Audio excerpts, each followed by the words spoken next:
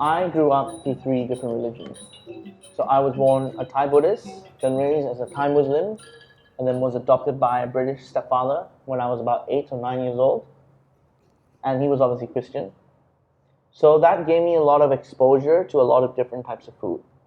I didn't know it at the time how fortunate I was to be exposed to these type of food. And it also made me realize that, your religion really defines what you eat. And because of that, what you eat in some ways define who you are.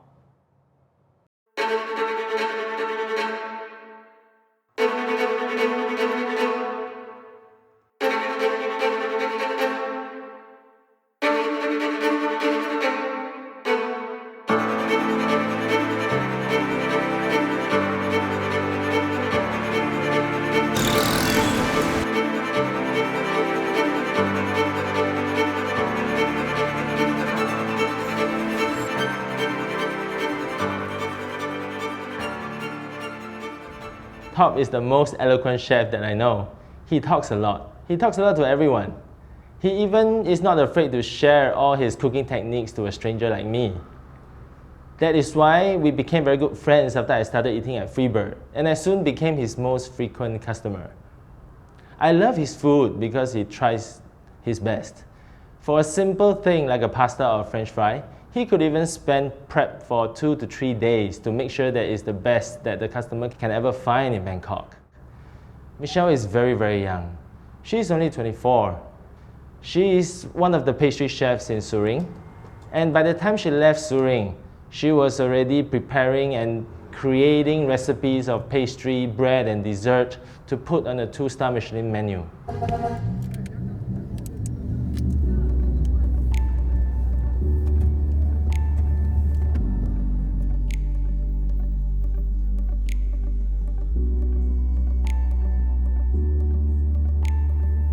I've come to realize that it's not because of your nationality that dictates who you are. It's actually your palate.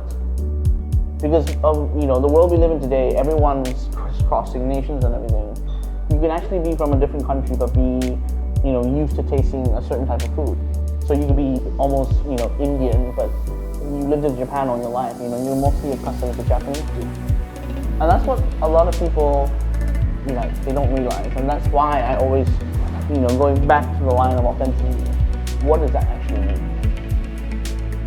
So I'm from the island of Borneo, and I'm actually from a small town called Kuching, and it's actually part of Malaysia. So because it's part of Malaysia, as you know, it's kind of a cultural mixing pot.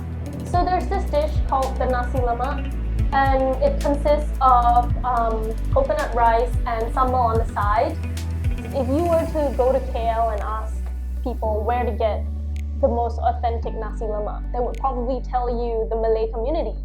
Whereas for our family growing up, we ate my grandmother's nasi lemak. However, my grandmother is Chinese. And if I were to make nasi lemak and sell it in Bangkok 10 years down the line, would people call my nasi lemak authentic?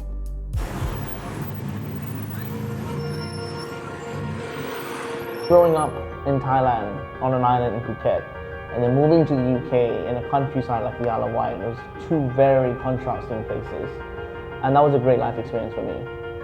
But even now, I'm still not quite sure whether I'm more Thai or more British, because every time I'm in Thailand, I feel like a British person, and every time I'm in the UK, I feel like a Thai person. So I guess there's, I'm not the only one. There's loads of people who are in a very similar situation than I am. So this journey of cooking for me is a journey of self-discovery, because I'm still trying to find who I am.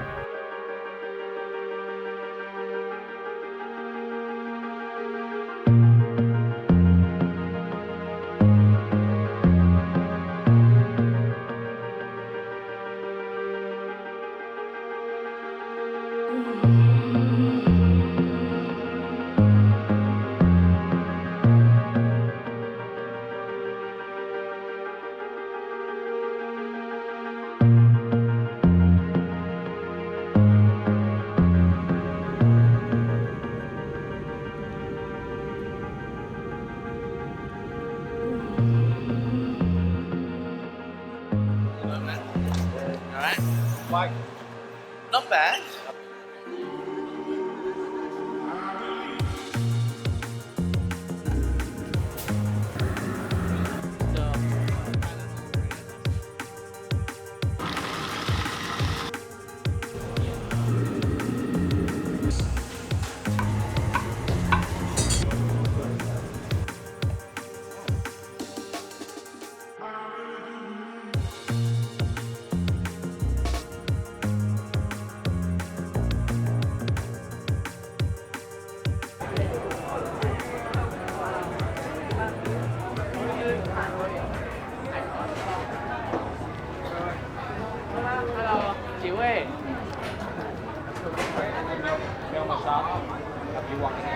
What is it? It's Taiwanese hot dog. What's the bun? Sticky rice. Really? That's why I taste like sticky rice. Really good. Wow. That is so different to every hot dog I've ever had. Yeah.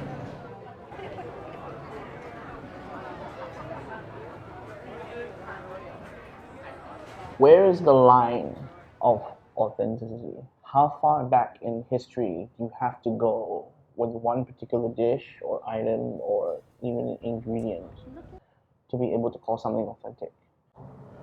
And people forget sometimes that every classical dish used to be a modern dish at one point in its own history, whether it's creme brulee or pad thai. Every time something new has been created, it gets to a phase of its own product life before it becomes a classic. And that's why we're calling our cooking modern territorial.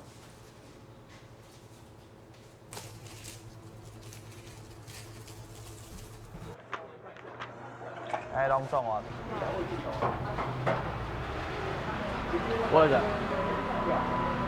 It's a thing on your teeth, like 这里面 holds your teeth. the red bit. But I think this one is swordfish. Yeah, Yeah. starfish. From Japan or from Taiwan? Taiwan. 海蛎是南部养。 This is like some Anthony Bourdain shit.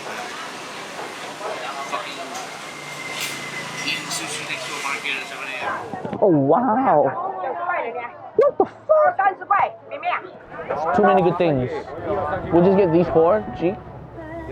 拿2斤好吧？ Tell them it's too many good things. Fuck You have a lot of my things life. here.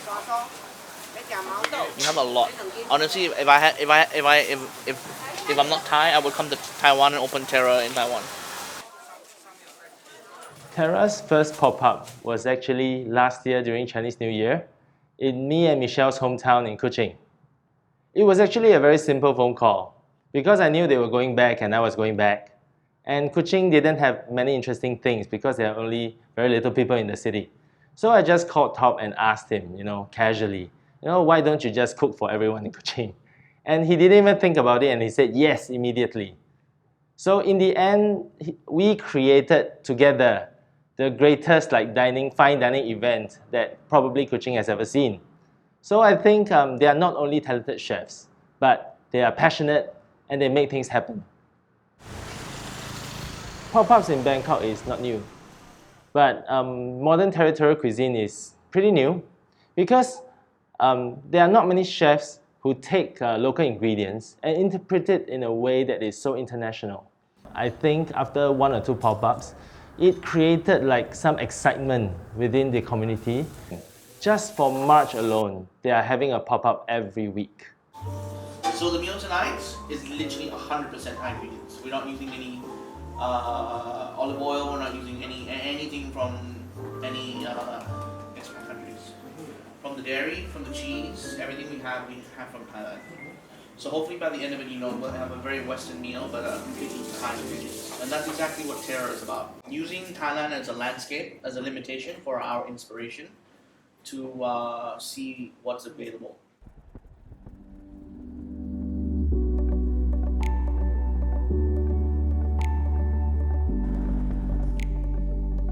As chefs, we dictate what the customers eat.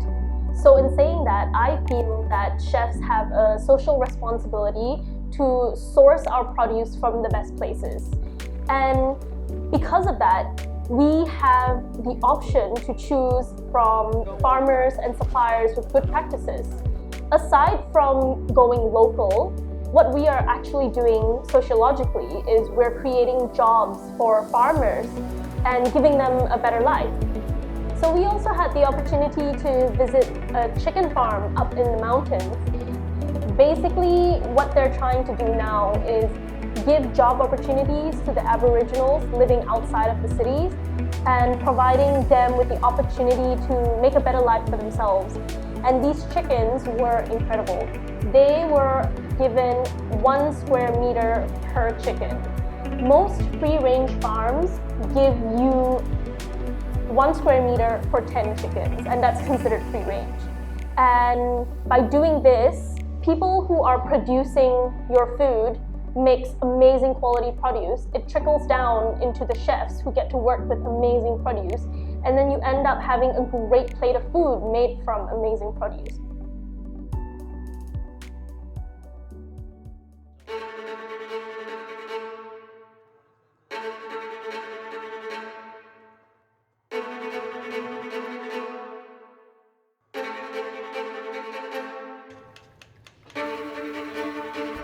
So basically the idea of the pop-up and the whole purpose of the pop-up is we wanted to go on a journey of self-discovery.